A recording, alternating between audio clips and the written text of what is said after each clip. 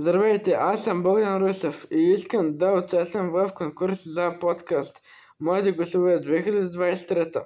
Ще ви разкажа за зарастяване с топки от семена. Най-сериозните последици от климатичните промени е глобалното затопляне. Повишението на температурата оказва влияние върху живота на цялата планета. Става все по-топло, намалява дъждовете, увеличава се сушата, има все повече пожари и намаляват горите. Намаляването на горите води до увеличаване на глобалното затопляне. Въглеродният диоксид е основният парников газ. Той се отделя при увеличаване на глобалното затопляне. Въглеродният диоксид е основният парников газ.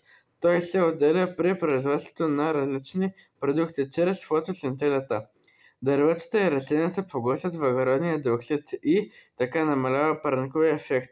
Поради развитието на земеделските производства се изсичат много гори, а това увеличава глобалното затопляне, а това от своя страна увеличава засяването и така се получава един омагиосен кръг. Всяка година в България горските пожари унищожават около 100 000 декара. Ако загубим горите, губим и борбата срещу промената на климата. Всички знаем, че дъжда пада от небето, но се създава от горите. Където има гори, има и дъжд.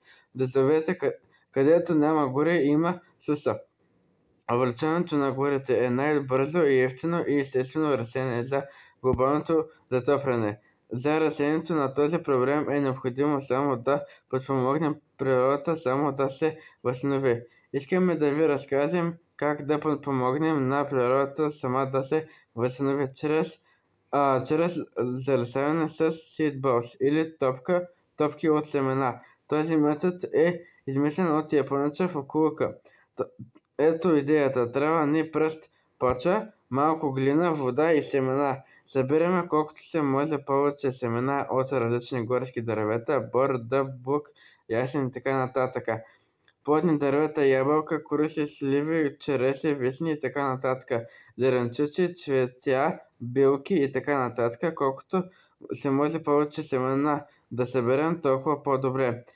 Умесваме почвата, глината и водата, докато сместа стане мека и без бучки. След това добавяме към нея семена и продължим да умесваме, докато семената се разместят равномерно. След това вземаме част от сместа и правим малки топки. Накрая оставяме всички топки на сухо място за един ден да изсъхнат. След това отиваме на мястото, което искаме да залесим и хвърляме по земята нашите топки. Трябва да стане преди пролетните дъждове.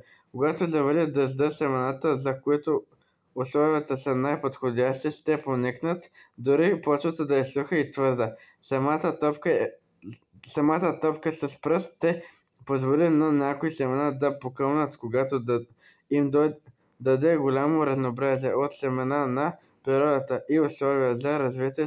Тя сама ще избира кои са най-подходящи и те ще покълнат. Така първата година земята ще